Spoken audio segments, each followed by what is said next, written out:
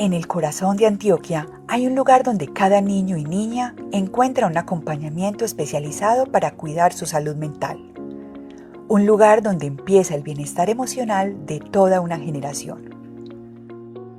La unidad de salud mental pediátrica es el resultado de un sueño que siempre hemos tenido en el hospital mental y sé que la han tenido todos los psiquiatras desde los 150 años que lleva fundada. El objetivo de la unidad de salud mental pediátrica del hospital mental es la atención integral con un enfoque clínico, humano y muy sensible a las necesidades de nuestros niños y adolescentes, donde brindamos atención específicamente con los mejores márgenes científicos, académicos y con la mejor calidad para nuestros niños y adolescentes.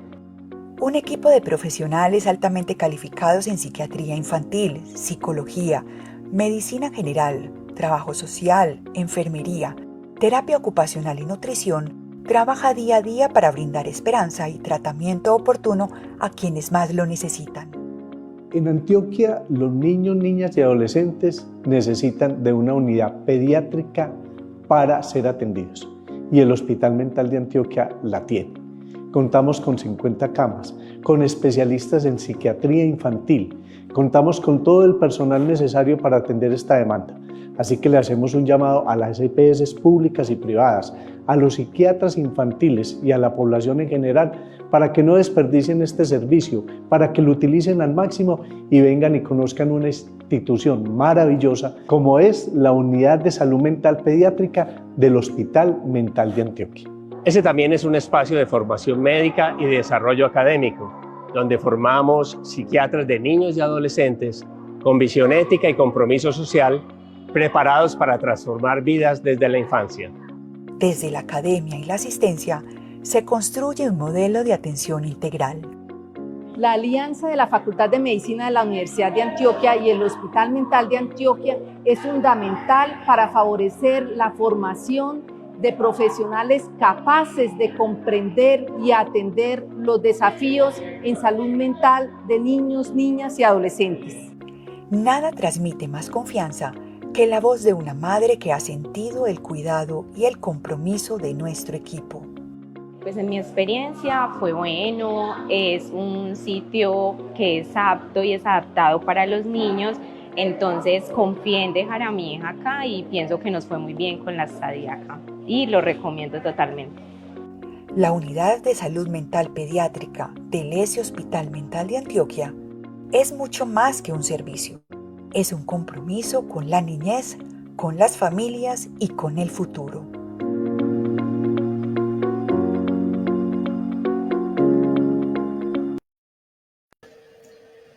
Muy buenas tardes, queridos cuidadores. Hoy les damos la bienvenida a este espacio. No solamente a aquellas personas que por un diagnóstico, por un seguimiento médico, tienen un diagnóstico de enfermedad mental, sino que le damos un espacio muy importante a esas personas que acompañan ese proceso de los pacientes y que en muchas ocasiones tienen la posibilidad de estar presente en sus vidas, pero que también eso genera un desgaste emocional o una angustia, ¿cierto? Este espacio es para ustedes, este espacio es diseñado para compartir diferentes temáticas, desde la enfermedad mental hasta rutas de atención en ciudad. Diferentes profesionales están aquí con nosotros y el día de hoy tenemos al profesional en psicología, Cristian Agudelo, que es uno de nuestros psicólogos de aquí del Hospital Mental. Nos va a trabajar el tema relacionado con salud mental del cuidador. Por supuesto, insisto en la importancia de diligenciar la asistencia, de registrar su participación y de evaluar también cómo les parece a ustedes este espacio. Al final de la charla tenemos la posibilidad de resolver esas dudas o inquietudes generales que tengamos acerca del tema del día de hoy y les compartiremos también el tema dentro de 8 días, donde ustedes siempre van a poder invitar a todo el que se quiera conectar. Nuestro objetivo es que muchos de los mitos y muchos de los estigmas relacionados con la enfermedad mental desaparezcan y sobre todo que conozcamos ese mundo que necesitamos aprender, del cual necesitamos aprender sobre todo para saber cómo abordar y cómo acompañar a nuestros pacientes. Bienvenido, Cristian. Feliz tarde. Muchas gracias, Viviana, por la introducción. Mi nombre es Cristian Agudelo y los estaré acompañando con el tema salud mental del cuidador, un tema precisamente muy importante, precisamente para tener en cuenta tanto a quienes se les está prestando el servicio, cómo podemos acompañarlos, pero también para no perder de vista la salud mental propia, el acompañamiento que uno mismo puede hacerse desde el autocuidado y también revisar pues, varios temas que tienen que ver con eso, con la salud mental del cuidador.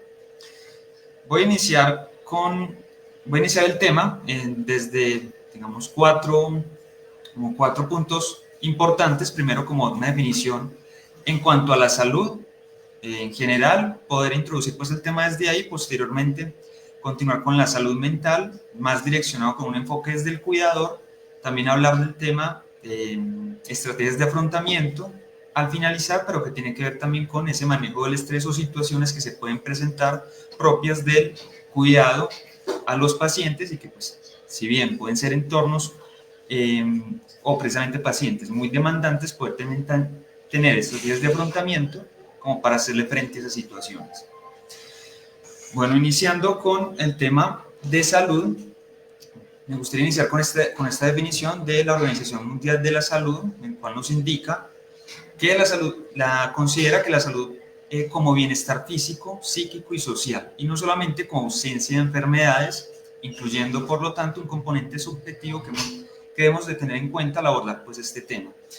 Es una definición corta pero muy importante en el sentido de que la salud no solamente se enfoca en la ausencia de una dolencia, de un malestar, de una situación que nos esté aquejando o que nos genere molestia, sino también que incluye desde un enfoque integrativo el bienestar, algo que nos genere satisfacción, más orientado al placentero, pero pues que sí tiene que tener un enfoque integral. En cuanto a la salud mental, esta, como bien lo mencionaba, implica un bienestar emocional, psicológico y social. Este bienestar o la ausencia de este va a repercutir en toda nuestra existencia, va a ser contraproducente si de pronto no lo abordamos o si orientamos la salud de manera parcial, sin incluir ese enfoque emocional, psicológico y social, corremos el riesgo de pues, caer en conductas disfuncionales para uno mismo o maladaptativas, y pues la idea también es tener como una comprensión de esto como para hacerle frente. ¿Cuáles son los riesgos? ¿Cómo es la manera que puede repercutir la salud mental en nuestra vida? Primero, en la forma en que nos vemos a nosotros mismos, el modo en que nos valoramos, la forma en que nos cuidamos, la manera de relacionarnos con los demás, la percepción que tenemos de nuestro entorno y la manera en que afrontamos los conflictos cuando tienen lugar. De estos apartados podemos ver, iniciando la forma que nos vemos a nosotros mismos, pues hace alusión a la autopercepción, cómo nos percibimos en un lugar, en un contexto específico, pues también ese valor que nos damos, que sería el segundo elemento. También el tema del autocuidado, que es la forma en que nos cuidamos.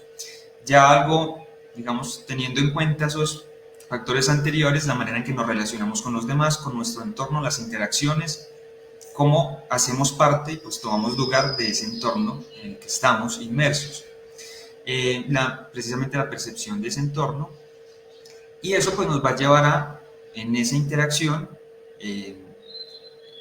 afrontar situaciones que pueden ser demandantes, conflictivas cuando tienen lugar, y pues tener una manera adecuada en la medida de lo posible como para abordarlos y darles como una solución. Entonces esto es importante tenerlo en cuenta, va a estar incluso voy a volver a algunos de estos elementos cuando esté más avanzado pues en las diapositivas y en la presentación. Es importante tenerlo en cuenta cuando pues hablamos de salud mental. Como había mencionado, la salud mental es un aspecto de la vida que debemos prestarle importancia y cuidado. Es importante tener como desde la dimensión de la salud mental, que es un enfoque integrativo, es biológico, psicológico y social, lo que pues, nos orienta a que no solamente se debe tener en cuenta, pues, si digamos a nivel personal desde la parte emocional o lo que llamamos desde la parte psicológica, sino que también está vinculado a varios procesos, desde la parte biológica, desde la parte social, y que precisamente es esa interacción la que vamos a abordar el día de hoy, que tiene que ver con la interacción con a quien le prestamos un cuidado, un servicio, a quien estamos cuidando, cómo hacerlo de la mejor manera, pero importante también cómo tener ese autocuidado consigo mismo cuando se está pues al pendiente de una persona.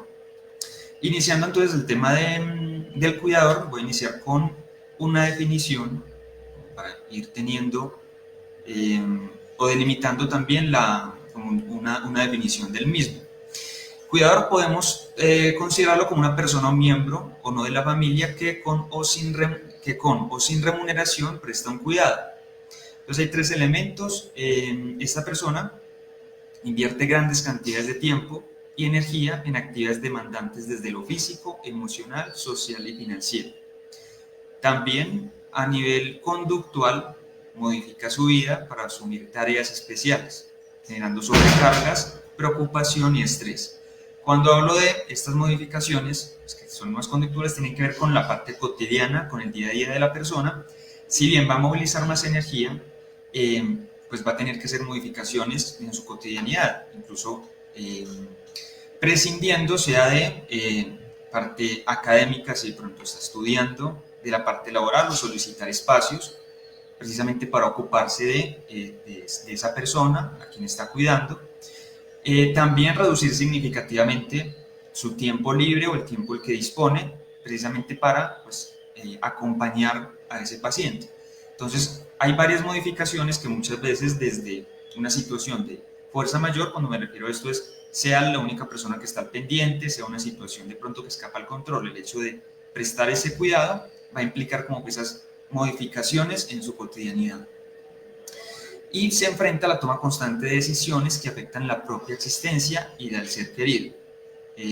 Digamos, tomándolo como un compromiso moral e ineludible, a lo que me refería que en muchas situaciones, si bien se puede recurrir a un apoyo, una red de apoyo, es una situación que se debe asumir por una persona y le brinda un acompañamiento, pero igual va a estar inmerso como estas modificaciones conductuales, este compromiso de su tiempo, de la movilización de energía, precisamente pues para estar al pendiente. Hay que tener muy presente los roles del cuidador, como también para hablar del tema.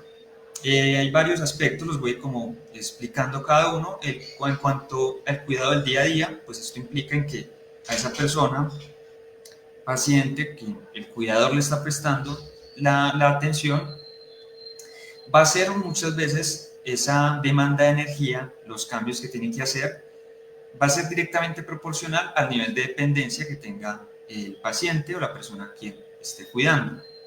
Si hay mucha o a mayor dependencia, va a ser más demandante y por tanto pues va a tener que estar al pendiente o al cuidado de su cotidianidad, lo que tiene que ver con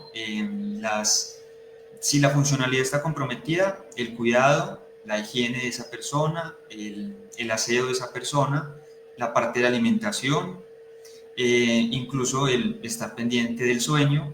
También si esa funcionalidad está comprometida, acompañarlo sea como a los tiempos que tenga esta persona, la persona a quien esté prestando el cuidado, de sus actividades o de lo que esta persona puede hacer, está esta persona al pendiente constantemente enfocado en eso, lo que va a comprometer pues gran parte del día. También en cuanto a los medicamentos, pues si los va a supervisar, son dosis específicas, a horas específicas, el estar pues pendiente de esto también demanda energía. Acompañamiento al paciente a los centros de salud hospitales, lo que tiene que ver con el traslado, y incluso en el traslado pues al final también está la parte económica, tiene que ver también la parte monetaria, la parte financiera pues que va a estar comprometida también a esos desplazamientos, tanto la parte de los medicamentos, al acompañamiento que se le hace también en su hogar, todo pues va a generar como también esta demanda, y a la parte conductual del paciente, que puede ser con las alteraciones comportamentales. Y pues estas alteraciones pueden ser, digamos, leves o pueden ser muy agudas, a lo que el cuidador pues tiene que estar preparado y también demanda bastante energía. Aquí hay un elemento importante a tener en cuenta hablando del síndrome del cuidador, pues de esto que les vengo comentando. Cuando esta situación pues, se acumula, es muy demandante esa parte del cuidado, no hay una red de apoyo que de pronto puede brindar un acompañamiento o hacer un relevo en el acompañamiento, puede generarse este síndrome. ¿Y qué nos indica el síndrome? Este es un trastorno que se presenta en personas que desempeñan el rol de cuidador principal de una persona dependiente. Se caracteriza por el agotamiento físico y psíquico, ya que la persona tiene que afrontar de repente una situación nueva para la que no se encuentra preparada y que consume su tiempo y energía. Se considera producido por el estrés continuado contra la enfermedad y puede agotar las reservas físicas y mentales del cuidador.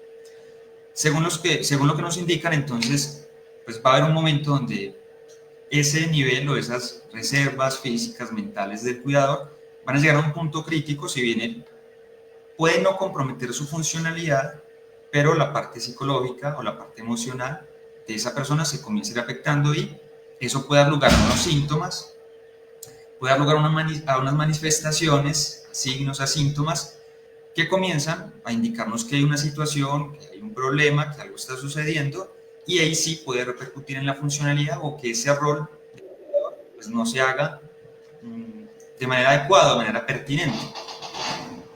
Hablando de esos síntomas, vamos a repasarlos digamos, dentro de 3 dimensiones importantes.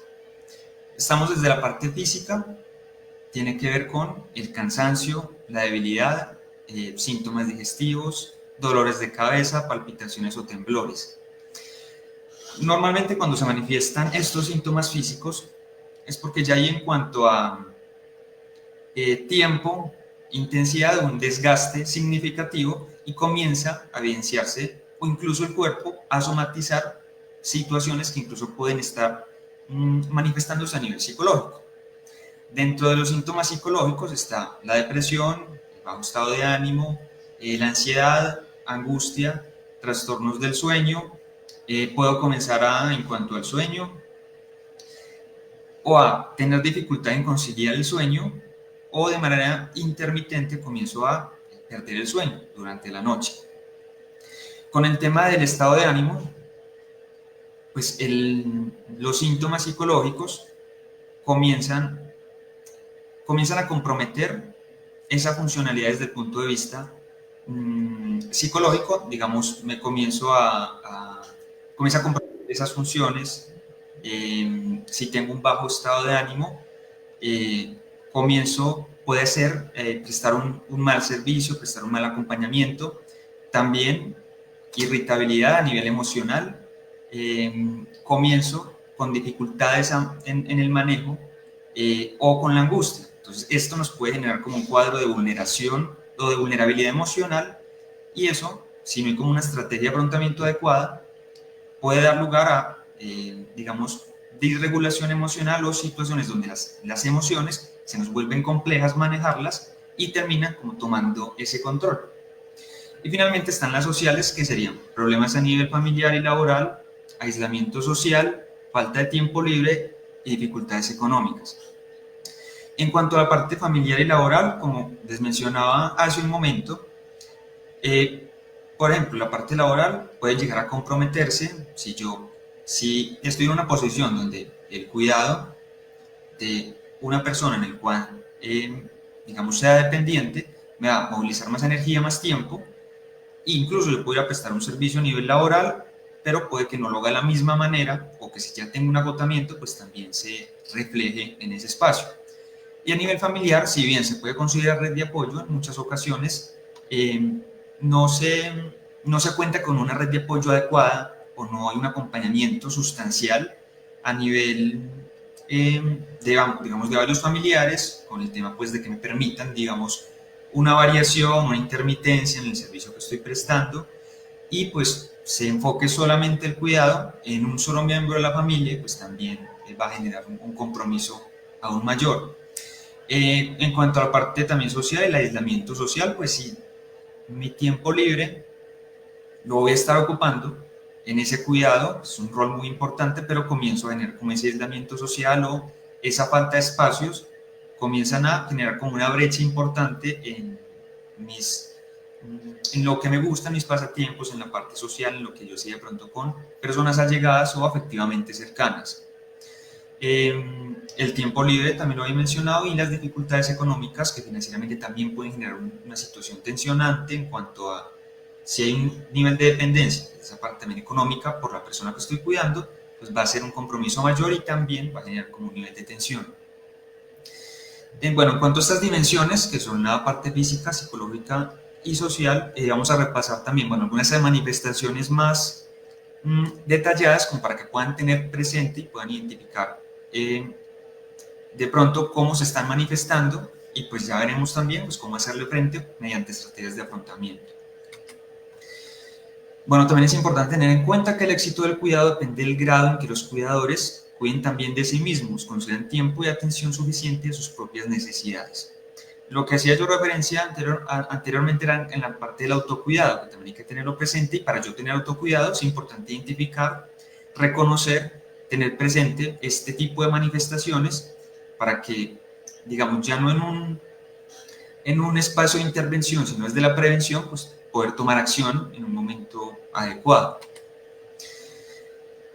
Pasando a, me gustaría tocar también este tema en cuanto a los pensamientos maladaptativos del cuidador, que también es importante tenerlos en cuenta. Aquí tengo algunos ejemplos, y que esto tiene que ver mucho con ese rol que se asume desde el cuidado, desde el prestar un servicio desde el cuidado, cómo evitar caer en estas que son conductas disfuncionales que pueden incluso perpetuar más si ya hay un síndrome del cuidador, pues que no va a ser beneficioso para el acompañamiento, es decir, desde mi bienestar, pero también el acompañamiento que yo le brindo a la persona. Bueno, un punto importante es los cuidadores deben evitar hablar de sus problemas con los demás, ya que estos tienen sus propias vidas. Precisamente este es un tema que no se debe o que se debe evitar hacer. ¿Por qué razón? Porque es importante poner en palabras, si este es un ejemplo precisamente de un comportamiento maladaptativo, es precisamente porque comienzo a guardar, a reprimir o a minimizar conductas, síntomas que hay que prestarles atención. Entonces, importante en este tema, el poder poner en palabras, el compartir una situación que me esté aquejando, que me esté generando malestar, y que hay que hacerlos también en la medida de lo posible, hablando de una red de apoyo, vincularlos en la medida en que me puedan también ayudar. Otro tema que no es otro tema que no se debe aseverar es solo la persona más cercana sabe cuidar verdaderamente bien de su familiar enfermo. Esto no es así, precisamente esto nos pone como una posición donde pues únicamente yo asumo ese rol, no permito que me presten colaboración, me permitan como tiempos de relevo, como tener un acompañamiento adicional, quien cuide a esta persona que lo está necesitando. Entonces ahí genero como una barrera, y no una barrera que pues no me permite como ese bienestar. Entonces es importante también integrar a nivel social, a nivel en cuanto a la red de apoyo, a nivel familiar, personas que también puedan, digamos, comprometerse con este espacio de cuidado. Otro elemento importante, llegar a ser un buen cuidador significa no cometer errores en el cuidado de su familiar enfermo.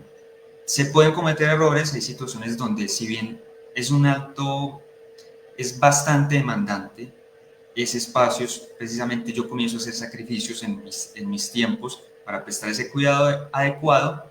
No siempre se va a hacer, digamos, todo a la perfección. Pueden haber situaciones donde se cometan errores en el cuidado, y pues lo importante en ese momento es también tener como la posibilidad de aprender o tener un aprendizaje de los errores que se cometen, pero que muchos de esos errores tienen que ver con lo que comenté anteriormente.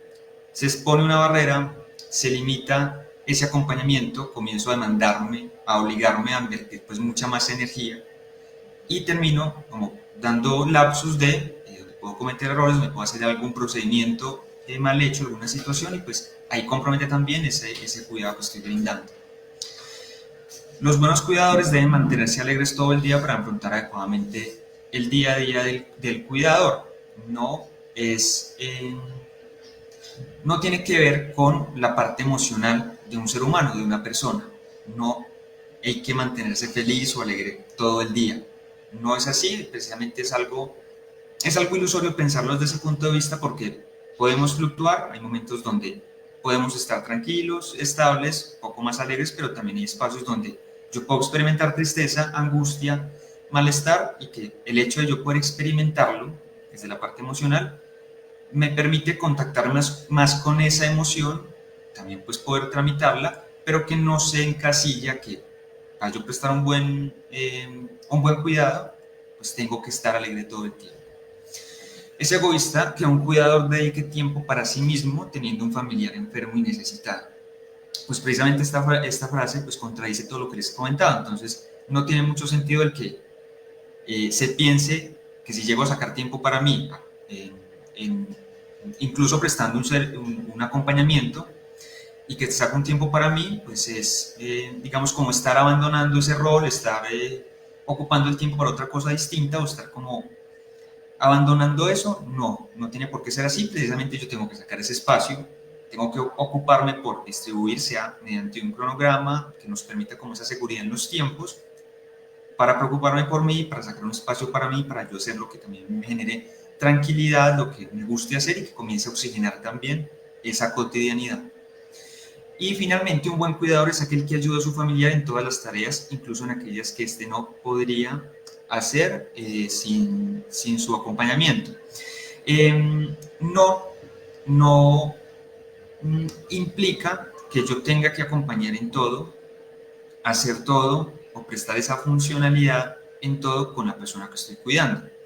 Y precisamente esto me va a ayudar a que si yo detecto, si yo identifico que ese familiar, que esa persona a quien yo le estoy prestando un cuidado, tiene un área, tiene una esfera donde es funcional, que puede hacer una actividad que se le va bien, incluso que le genera sentido, que ocupa su mente, que le gusta hacerlo, no tengo por qué hacerlo por él, porque si comienzo a hacerlo por él, pues no le estoy permitiendo desarrollar o tener su espacio, tener esa funcionalidad y pues que también se perciba como funcional, que puede prestar, puede hacer algo específicamente. Si yo comienzo a vulnerar eso, lo asumo más en esa posición de dependencia y pues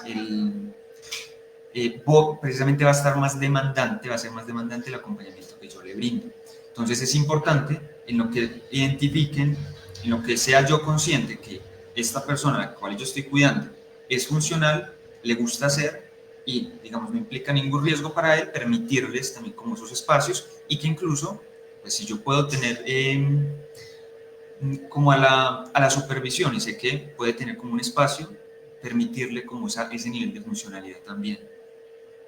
Bueno, estos ejemplos precisamente los puse porque incluso se pueden tomar como mitos que muchas veces se tienen muy presente y que dificultan o generan más disfuncionalidad en ese espacio, en ese rol como cuidador. Hablando del autocuidado, entonces ya en contraposición a lo que les acabo de plantear, es importante tomar conciencia de que para cuidar bien, el cuidador tiene que cuidarse. Organizar la vida cotidiana contando con los otros miembros de la familia, si es posible. Como les comentaba, si mi red de apoyo me permite y sé que hay personas que también pueden asumir ese rol, es decir, compartiendo esa responsabilidad, asumir esos tiempos de relevo, esos tiempos donde se pueden acompañar, donde precisamente puedo sacar espacio para mí, para mis actividades, para lo que yo hago en mi cotidianidad y que puedan también como brindar ese acompañamiento. Dejar un espacio diario para sí mismo, realizar actividades de ocio y esparcimiento, cuidar su propia salud, comer, dormir, adoptar posturas correctas a la hora de movilizar un familiar, emplear las ayudas técnicas necesarias para facilitar su labor como cuidador. La administración del tiempo libre con la priorización de actividades evita situaciones estresantes por falta de organización y saber pedir ayuda. En cuanto a la parte, bueno, tomar conciencia para cuidar bien, es, digamos, en lo que se resume el autocuidado, es ser consciente que yo necesito un espacio para mí, en que también tengo que preocuparme por las esferas de mi vida, mis tiempos, los espacios a los cuales yo dedico, y que no todo tiene que estar en pro de encontrar maneras o incluso desplazar responsabilidades de una red de apoyo de personas, y cuando de pronto yo pueda tener dudas respecto al acompañamiento que otros le dan, y pues que puede caer como en asumir que solamente yo puedo como prestar ese ese acompañamiento. Hay que también en ese espacio encontrar esa red de apoyo que pueda ayudarme a acompañar a ese familiar. En cuanto a los espacios, las actividades de esparcimiento, de ocio, también pues tenerlos muy presente, que es lo que ayuda a contrarrestar una dinámica monótona, una dinámica demandante. Hábitos saludables en cuanto a la alimentación, el sueño, cuando se moviliza también un familiar, emplear las ayudas necesarias, solicitar ayuda si lo requiere. La parte pues del tiempo libre, priorizarlas también, evitando acumulación de tensión o también facilitando la descarga del estrés, y también ser conscientes de que es importante, está completamente bien el poder pedir ayuda, el saber pedirla, cuando realmente identifico que hay unos síntomas, hay unas manifestaciones que me están comprometiendo mi bienestar y que también pueden comprometer, lógicamente, el cuidar a esa persona, a ese familiar, a ese allegado, que yo le estoy prestando pues como el apoyo en el cuidado. También reconocer y gestionar las emociones. Ahorita les comentaba en que pueden haber situaciones que nos generan vulnerabilidad emocional, disregulación emocional, lo que sería cambios fuertes en la parte emocional, cuando, digamos, en intensidad aparecen fuertes que escapan incluso a nuestro control, pero que comienzan a identificarse detonantes que son precisamente lo que lleva a esa vulnerabilidad emocional, que son precisamente los que se buscaría prevenir o ponerles también un límite. Afrontar las diversas emociones de forma adaptativa, en la medida que les permitamos experimentarlas, tener un aprendizaje respecto a que nos permiten adaptarnos a situaciones distintas, que pues hablando ya como tal en la emoción, es una manifestación que se nos manifiesta internamente para adaptarnos a una situación, a un cambio que nos implique un contexto algo complejo, pues poder adaptarnos adecuadamente. En cuanto a la salud orgánica, chequeos médicos, también la parte de la medicación tiene que ver con el autocuidado personal. Importante abstenerse de hábitos nocivos, me refiero al consumo de alcohol, drogas, tabaco, pues lógicamente evitando la generación de dependencias o el encontrar, que muchas veces en el afán de encontrar vías de escape de situaciones que nos generan, que nos agobian, que nos generan malestar, pues se quedan en estos hábitos nocivos, y la idea es evitarlos. Darse cuenta de los síntomas de la sobrecarga del cuidador, lo que es mencionado ahora en cuanto a identificar, reconocer, para poder tomar acción sobre la situación. Identificación de situaciones que nos producen más estrés. Bueno, pasando al tercer punto que les comentaba al inicio, si hay unas manifestaciones, si hay un síntoma, precisamente los más comunes que se presentan en el síntoma del cuidador, pues es el estrés. De esa alta carga, la cual es demandante, pueden haber unas manifestaciones específicas. Voy a señalar como una introducción respecto a lo que es el estrés desde ese enfoque del síndrome del cuidador, y pues al tenerlo claro también proponer algunas estrategias de afrontamiento para que las tengan en cuenta, pues es una manera también de gestionar o manejar esas situaciones que producen estrés y esa vulnerabilidad emocional en la cual podemos caer. El estrés, entonces aquí lo tomamos como una reacción fisiológica del organismo para afrontar una situación que se percibe como amenazante o de demanda incrementada. Es una respuesta natural y necesaria para la supervivencia. Cuando esta respuesta se da en exceso, se produce una sobrecarga de tensión, repercute en el organismo y provoca la aparición de enfermedades y síntomas que impiden el normal desarrollo y el funcionamiento del cuerpo. De estos dos puntos, si tenemos en cuenta que es una reacción fisiológica del organismo, va a movilizar recursos orgánicos también. Si es una situación amenazante, yo busco adaptarme a ella movilizando cierta cantidad de energía. Si es importante para la adaptación, puede, por lo complejo del estímulo que lo va a generar, en algunos momentos puede haber una sobrecarga de esa tensión y pues que ese estrés se comience a convertir en nocivo, que sea incluso anormal en cuanto a a la adaptación que me permite o me dificulte más ese proceso adaptativo. Acá es importante tener en cuenta dos factores en cuales se puede manifestar el estrés, en cuando yo lo puedo percibir, y es por un lado que el estrés no necesariamente es malo, que muchas veces se le da una connotación negativa, pero el estrés realmente yo lo necesito, es importante, lo que estoy comentando de ese proceso de adaptación.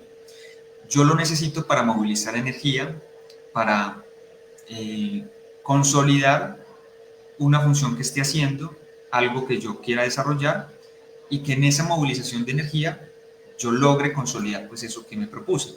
Digamos un ejemplo, como para ponerlo en este punto, que el estrés desde ese enfoque adaptativo es necesario, es por ejemplo cuando yo pues tengo como algo pendiente en cuanto sea una presentación, tengo que de pronto hacer una actividad, presentar algo sea en la escuela, en la universidad, en la parte laboral. Entonces uno prepara algo, va a exponer un tema, uno siente ansiedad, tensión, uno se puede preocupar y está completamente bien, porque uno podría mencionar a la ligera, qué bueno no sentirlo, qué bueno no sentir estrés o ansiedad por esto que estoy pendiente por hacer, pero si no lo sintiéramos, pues no movilizaríamos energía, no nos preocuparíamos por entregar un buen resultado, no consolidaríamos eso a lo que nos estamos proponiendo. Entonces ese nivel de estrés, de tensión es importante sentirlo y que me oriente al logro, a conseguir algo, a lograr algo, y que yo necesito movilizar recursos para llegar a eso.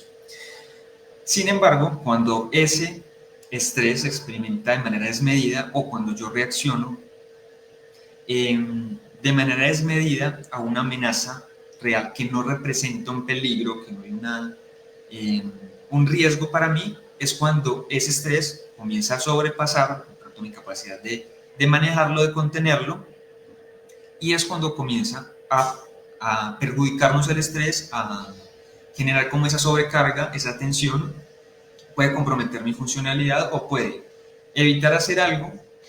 Por ejemplo, en el ejemplo que les estaba contando,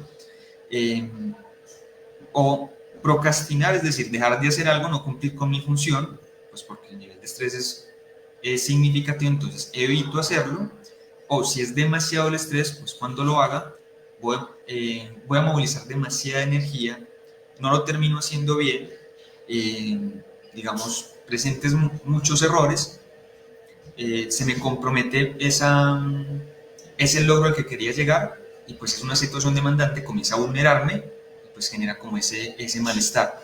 Entonces son dos, a tener en cuenta como estas dos perspectivas. El estrés es bueno, es necesario, lo necesito para adaptarme, un nivel de tensión que es importante tener, que me oriente a un objetivo, y que si eso sobrecarga comienza a ser demasiada, si yo que ya es una respuesta excesiva, que estoy reaccionando de manera desmedida a algo que no implica una amenaza real o que no hay peligro para mí, es donde pues tengo que comenzar a percatarme que algo no está bien.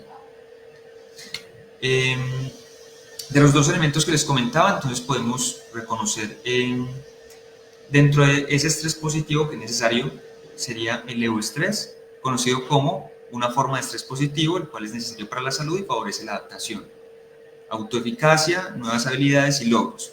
Lo que les comentaba, que es importante ese estrés y que no solamente pues una connotación negativa. El distrés sí sería un estrés que es no saludable, generado normalmente por una tarea no deseada, desagradable, difícil o prolongada. Cuando ya se asume más desde algo que pues no se desea, que me genera lógicamente un desgaste y que se hace extensa en el tiempo y que lógicamente pues tiene un nivel de complejidad, que de pronto yo no tengo herramientas para enfrentarme, no tengo por pronto el conocimiento, entonces pues va a generar mayor estrés. Bueno, acá como las señales, bueno, aquí son desde tres elementos, desde tres factores, perdón, la parte orgánica, la parte psicológica y la parte conductual. Voy a iniciar con los de la parte orgánica. Aquí podemos ver, los orgánicos serían la dificultad para dormir, el sueño, o me demoro mucho en conciliar el sueño, o el mantenimiento de ese sueño es intermitente, no lo mantengo pues, por periodos de tiempo. Es una señal en cuanto a factor de estrés. También dolores específicos ubicados, por ejemplo, acá en la parte, en el estómago, comienza a generar también pues, un malestar o dolores físicos, cansancio, fatiga, la actividad comienza pues, a disminuirse, dolor de cabeza, también cambios en el apetito, la alimentación, o se puede presentar incluso conductas de hiperfagia, comienzo a alimentarme más de manera constante, reiterativa, los lapsos en cuanto a alimento se acortan más, o por el contrario, comienzo a prolongar más los tiempos, comienzan a perder el apetito, entonces ahí se disminuye esa ingesta de alimentos. Esto sería en cuanto a la parte orgánica. En cuanto a la parte psicológica, está lo que tiene que ver con la ansiedad, tristeza, irritabilidad, pérdida del interés, es decir, actividades que yo anteriormente sentía como placenteras, me gustaban, me generaban satisfacción, no se perciben de la misma manera. Entonces se comienzan a perder el interés, yo comienzo a alejarme más de esas actividades, comienzo a aislarme también de ciertos entornos, los cuales anteriormente me generaban satisfacción estar en ellos, y pues eso se comienza a acumular comienza a acumular una vulneración emocional.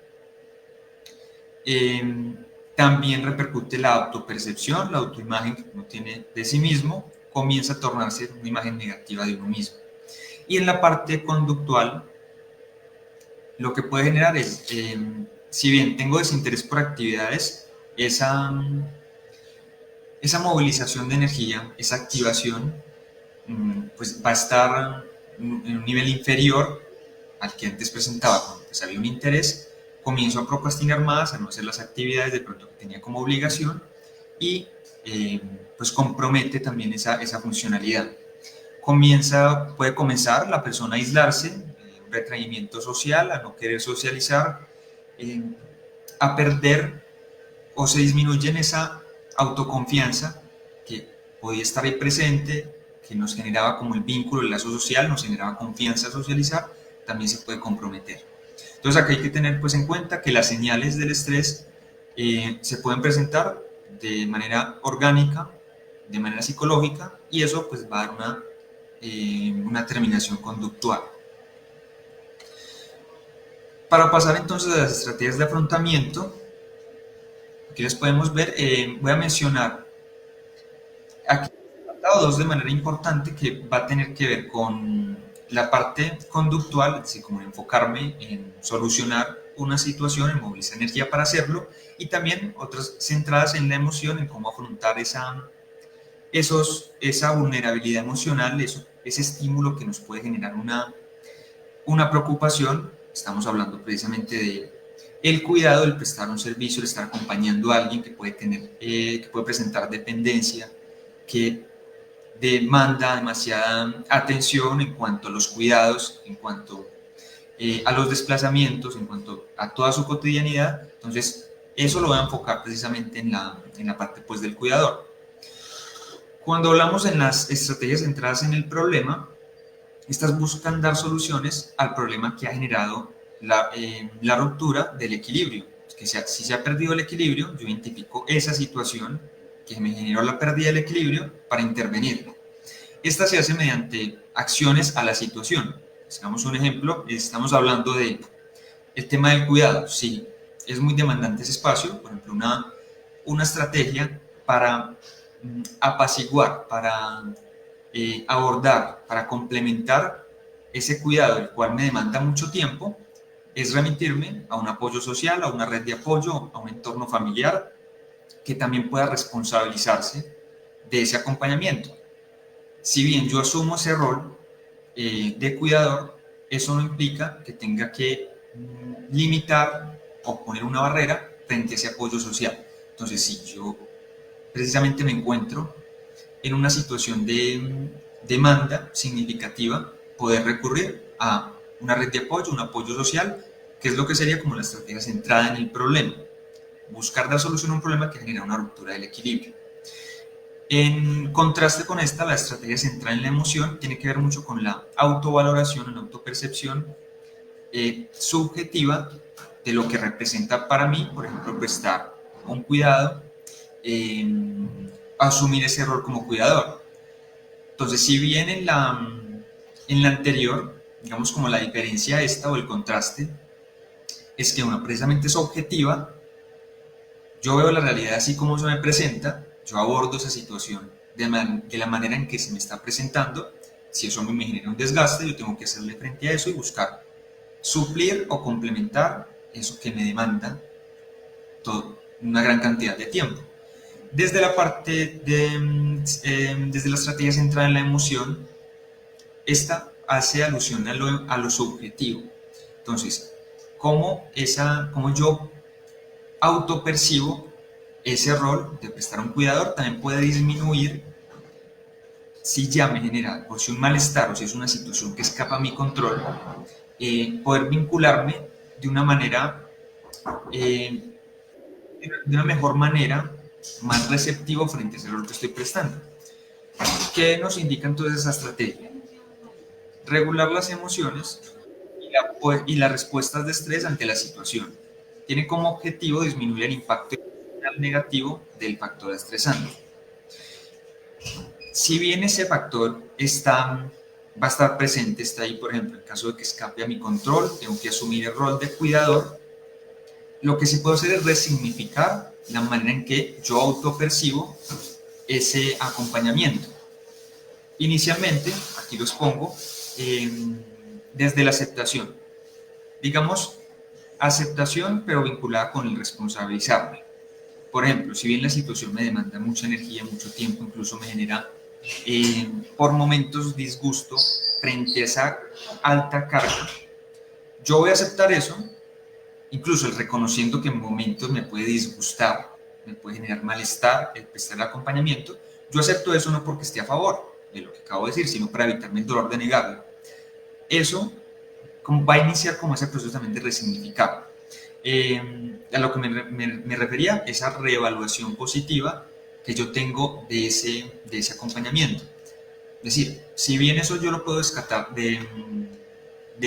por un lado, bueno, me demanda mucho tiempo, me quita espacios de mi tiempo, de mi vida, precisamente por prestar ese acompañamiento, ese cuidado.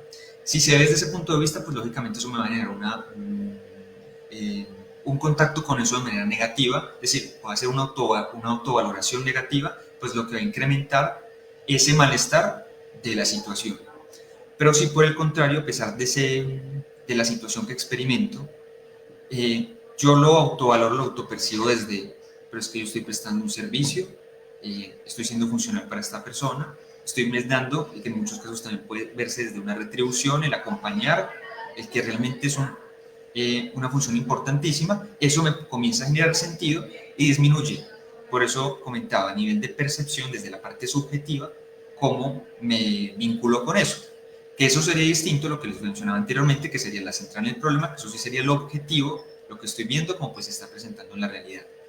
Por otro lado, en cuanto a la parte de la emoción, si bien yo puedo resignificarlo de esa manera desde un contenido más positivo, yo también puedo hacerlo y es necesario muchas veces desde el distanciamiento.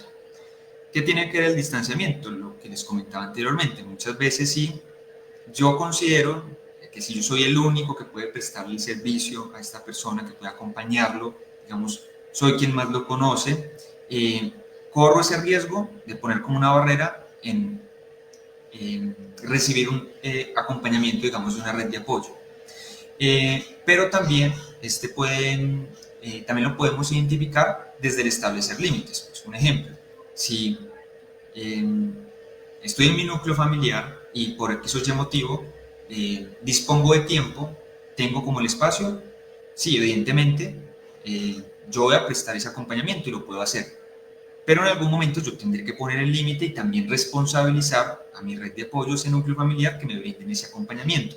Y que ese distanciamiento, esos relevos, esos espacios que yo tengo de ese rol como cuidador, son los que me ayudan a oxigenar, a responsabilizarme de mí y que yo necesito estar bien para prestar un buen servicio. Si yo no lo estoy, me va a costar demasiado el prestar un acompañamiento idóneo a esa persona pues, a quien estoy cuidando. Entonces, es importante tener en cuenta eso, el que yo puedo generar una reevaluación positiva y que eso me comience a generar sentido si en algún momento me disgustó, aceptando que es completamente normal que me disguste, pero también reconocer que es necesario distanciarme e involucrar, responsabilizar a miembros de la familia, incluso hablando de pronto de un familiar y que yo tenga la oportunidad de hacerlo, recurrir precisamente a ese apoyo. O también a espacios, de pronto si no cuento con una red de apoyo, servicios sociales comunitarios que me permitan o que yo tenga conocimiento, que me puedan permitir como ese acompañamiento, ese apoyo y generar relevos en el cuidado que yo estoy prestando. Esto como estrategias de afrontamiento. Acá vamos a pasar más desde las prácticas de autocuidado para minimizar, para reducir, para manejar el estrés, situaciones que me generen tensión por el rol que yo estoy ejerciendo. Una estrategia importante y que tiene que ver mucho con el simbolismo que tiene el hecho de escribir es llevar un diario de registro, puede ser de emociones, de pensamientos. La escritura permite el descargarme, el desahogarme emocionalmente. Si de pronto no tengo a alguien con quien hacerlo, expresarlo, poder tener esta estrategia. Esto, pues lógicamente no va a reemplazar, si en algún momento yo todo lo que les he comentado, comienzo a identificar pues estos síntomas, no va a reemplazar el hecho de poner en palabras con un profesional, el acudir a un servicio en salud mental si lo requiero, o precisamente el conversarlo con alguien que nos genere confianza, el poner en palabras, pues no lo reemplaza, pero sí genera un contacto simbólico, un registro donde yo voy a ser consciente de lo que siento, de cómo lo experimento, incluso qué conductas tengo posterior a esa experiencia emocional. También en cuanto a la parte física, a esa autorregulación física, tiene que ver la respiración consciente, que es una respiración profunda, lenta, consciente, disminuye el nivel tensional percibido por la persona. Se respira de manera consciente para evitar hiperventilar, porque cuando hiperventilamos no oxigenamos bien el cerebro. Si, por ejemplo, ya estamos en una respuesta latente a una reactividad emocional, pues si no respiro adecuadamente, se va a intensificar más. Entonces, una respiración consciente, les puedo aquí como dar una pauta para que lo hagan. Sería inhalar, puedo inhalar por la nariz, por la boca, yo inhalo, sostengo la respiración y esta respiración se me acumula en la parte superior del abdomen. Entonces, una manera de llevar el ritmo, yo puedo poner mi mano derecha sobre la parte superior del abdomen y a medida que yo inhalo, siento cómo se acumula el aire en esa parte que es blanda, sostengo y boto, exhalo, repitiendo el proceso varias veces. Eso me ayuda a ser consciente de la respiración, a hacer como un alto en el camino de algo que me esté generando malestar y me va a ayudar mucho más a reevaluar una situación, un acontecimiento que acaba de pasar. Por ejemplo, en el caso con brindando un cuidado, prestando un servicio desde el cuidado, alguna situación que específicamente ya ha pasado y que me generó malestar, de pronto me generó agobio, esté de pronto con irritabilidad en algún momento, ayuda a disminuir y, digamos, tomar mejores decisiones de esa desactivación en cuanto a la parte pues, emocional. También actividades de relajación, estas tienen que ver con conjunto de actividades sistémicas y voluntariamente usadas para reducir las tensiones y restablecer la tranquilidad. Tensión, distensión de diferentes grupos musculares. Estrategias para la relajación, la parte de estimular los sentidos, la parte sensoperceptiva, estimular el gusto, comer algo que sea agradable, no que yo consuma todo el tiempo, sino algo específicamente que tú puedas decir, si yo me como esto me gusta, sé que voy a experimentar, no voy a poder ignorar esa sensación que estoy sintiendo y me ayude como a disminuir o a tramitar una situación. También a nivel de tacto ayudan generar cambios térmicos. Si yo, por ejemplo, tengo irritabilidad, la irritabilidad se asocia a estar temperamental y temperamental tiene que ver con temperatura, entonces yo voy a hacer un cambio térmico, reducir esa temperatura. Tomar agua fría, mojarme la cara, utilizar hielo en las manos para recibir un estímulo que sí o sí no puedes ignorar. El frío del hielo lo vas a sentir, no lo vas a ignorar y eso me ayuda a disuadir un estado emocional, un pensamiento que tenga. En cuanto a la parte auditiva, la música, una melodía que pues lógicamente nos gusta, nos agrada, también podemos complementarla con ruido blanco. Cuando digo ruido blanco me refiero a sonidos naturales, puedo poner sonido de la lluvia, sonido de cascadas, sonido de un río al bajar, sonido de los pájaros, que al escucharlo nos ayuda también a desactivarnos, entrar como en un proceso de relajación. Entonces si yo cierro los ojos puedo como hacerme esa imagen mental, la cual si yo estoy escuchando un sonido que es agradable para mí, por eso es identificar qué es lo que me gustaría escuchar, como transportarme también como a ese lugar. Mentalmente me puede generar como esa relajación. A nivel visual, el encontrarme con espacios que me guste ver, percibir, contemplar.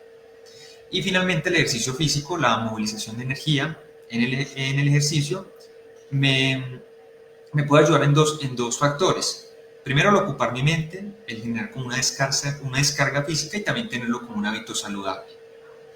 Y otras estrategias también, más desde ese autocuidado, tiene que ver con expresar las emociones, compartir pensamientos y emociones con familiares y amigos que nos generen confianza, mantenerse involucrado con amigos y grupos, disfrutar de una vida social activa, hábitos saludables, una dieta saludable, tener un sueño adecuado, un sueño reparador, mantenerse activo físicamente, la relajación, lo que les comentaba ahora, podemos utilizarlo por medio de técnicas sensoperceptivas, la parte de la activación, la proactividad, hablar sobre lo que me provoca el estrés, expresar necesidades claramente a mi familia, amigos, equipos de atención médica cuando así lo requieran.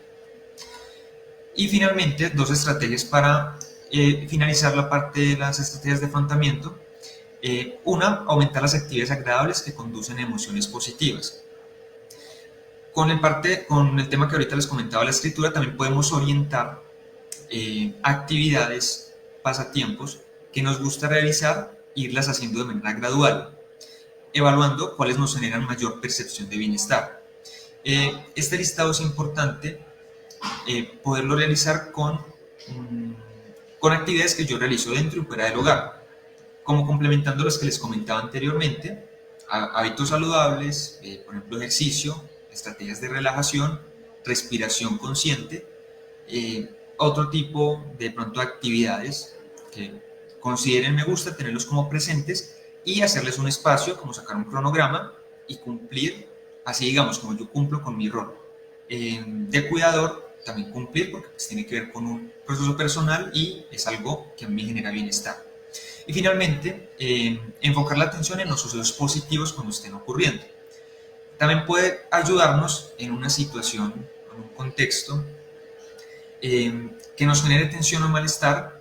Muchas veces se enfoca en eso, claro, es lo objetivo, es lo tangible, es lo que yo veo, si de pronto eso me produce malestar, pero ahí hacer un alto en el camino, no enfocar en las preocupaciones, no enfocarse en eso negativo que está ahí, sino lo que yo puedo rescatar, que me genere bienestar, que me genere un sentido.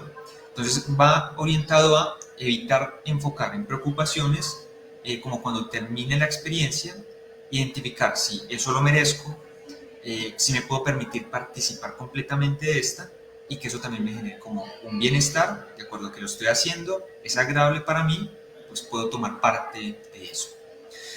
Bueno, hasta este punto lo que quería hacer era como pasar por por esas esferas, iniciando desde la parte de la salud mental, orientarlo desde el enfoque del cuidador, identificar qué situaciones de estrés que se comienzan a manifestar en síntomas, yo puedo ser consciente de ellos, yo puedo identificarlos, reconocerlos para tomar acción y pues esa acción la tomo con estas estrategias de afrontamiento que acá pues les dejo. No siendo más, sería como la presentación. y agradecerles pues, a todos los que nos acompañan por estar precisamente atentos, que es un espacio, se le agradece al Hospital Mental pueda sacarlo, que puedan tener estas herramientas y les ayuden en su cotidianidad, tanto como sus roles de roles de cuidador y para brindar pues, un acompañamiento adecuado a las personas que están cuidando. No sé si pasamos ya al espacio de preguntas. Bueno, yo por aquí, más que preguntas, Cristian, los comentarios son como muy positivos, que muy interesante la capacitación. Gracias por las valiosas recomendaciones. Aquí encontramos, por favor, para diligenciar la asistencia, ¿cierto? Dice que interesante, si nos cuidamos, vamos a tratar bien a nuestro familiar. Dice muchas gracias por tan valiosos aportes, son de gran ayuda. Y si llegan momentos donde el cansancio y el estrés lo llenan a uno de angustia, donde a veces pensamos que no seremos capaces de continuar, muchas bendiciones y mil gracias. Creo que Cristian nos dio un amplio panorama de lo que representa la posibilidad pues como de sufrir de síndrome del cuidador, pero sobre todo un amplio panorama de cómo evitarlo. Y creo que de las estrategias que él nos brinda, también muchas de ellas las podemos utilizar con nuestros familiares, es decir, aquellas actividades de relajación las podemos utilizar también y realizarlas con nuestro paciente o con esa persona a la cual estamos cuidando. Entonces puede ser un momento agradable donde yo me cuido a mi paciente, digamos que el beneficio es mutuo, para que lo tengan presente. ¿Listo? Voy a mirar por aquí un momento para compartirles el tema dentro de 8 días. El tema dentro de 8 días está relacionado con esquizofrenia. ¿Listo? Para que dentro de 8 días podamos, no solamente las personas que tengan un paciente con este diagnóstico, sino todas las personas que quieran conectarse, con las que podamos compartir, podamos conocer esta enfermedad. A veces no es que tengamos una persona que tiene un diagnóstico de esquizofrenia, sino que no hemos detectado que esos síntomas pueden estar relacionados con esquizofrenia. Algunas situaciones particulares que desde el desconocimiento no llevamos a nuestro paciente a consultar o esa persona no sabe. Y durante años a veces tiene síntomas que confundieron con otro tipo de situaciones, incluso pues situaciones muy místicas. Tengámoslo presente. Muchísimas gracias, Cristian, por el espacio, excelente observación. Y bueno, los esperamos dentro de 8 días. Recuerden diligenciar la asistencia. Feliz tarde.